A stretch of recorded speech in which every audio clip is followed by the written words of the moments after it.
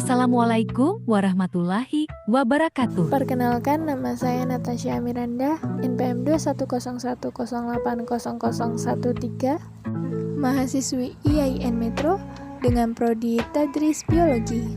Video ini untuk memenuhi tugas mata kuliah Biologi Seluler dengan dosen pengampu Ibu Hifni Septina Carolina, MPD.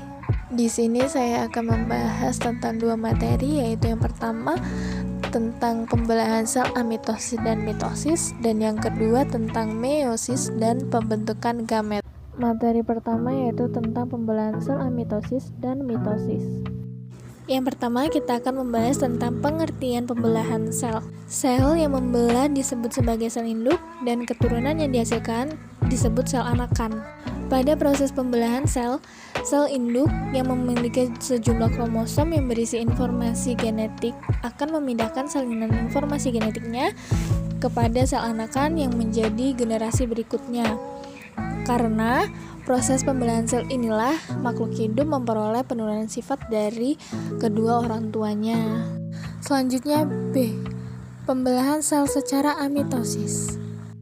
Proses pembelahan sel secara amitosis biasanya berlangsung secara spontan, tanpa melewati suatu tahap-tahapan pada pembelahan sel.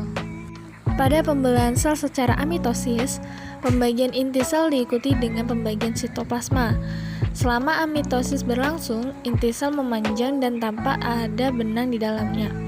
Dengan adanya tekanan, inti sel terbagi menjadi dua, kemudian diikuti dengan pembagian sitoplasma sehingga terbentuk dua sel anakan. Proses pembelahan ini dapat terjadi karena sel-sel bakteri yang tidak mempunyai bagian-bagian dari membran inti yang berperan penting dalam membatasi nukleoplasma dengan sitoplasma.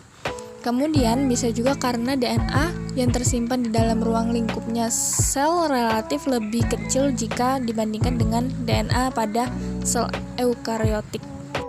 Adapun tujuan dari pembelahan ini yaitu untuk memperbanyak diri yang awalnya hanya satu kini terbelah menjadi beberapa bagian sehingga menghasilkan pembelahan yang banyak dan sempurna. Selanjutnya C. Pembelahan secara mitosis. Pembelahan secara mitosis adalah pembelahan sel yang terjadi melalui tahapan-tahapan tertentu. Pembelahan mitosis ini menghasilkan dua sel anakan. Setiap sel anakan mengandung jumlah kromosom yang sama dengan induknya. Pembelahan mitosis ini terjadi pada sel eukariotik. Dengan kata lain, pembelahan mitosis menghasilkan dua sel anak identik. Jika pada makhluk hidup seperti hewan dan manusia, proses pembelahan sel secara mitosis ini dapat terjadi pada sel meristem somatis yang dapat diartikan sebagai sel tubuh yang masih muda yang masih mengalami proses pertumbuhan dan juga perkembangan. Tujuan dari pembelahan ini untuk menggantikan bagian sel-sel yang sudah rusak atau biasa disebut dengan regenerasi sel. Pembelahan sel mitosis ini dibagi menjadi 3 fase. Yang pertama yaitu fase interfase, yang kedua ada fase karyokinesis. Pada fase ini terdapat beberapa tahapan, yaitu tahap pertama yaitu profase, yang kedua tahap metafase, yang ketiga tahap anafase, dan terakhir tahap telofase. Selanjutnya ada fase sitokinesis.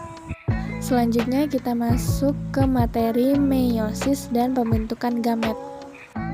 Meiosis adalah salah satu jenis pembelahan sel yang terjadi pada organisme yang bereproduksi secara seksual untuk memproduksi sel gamet seperti sperma maupun sel telur.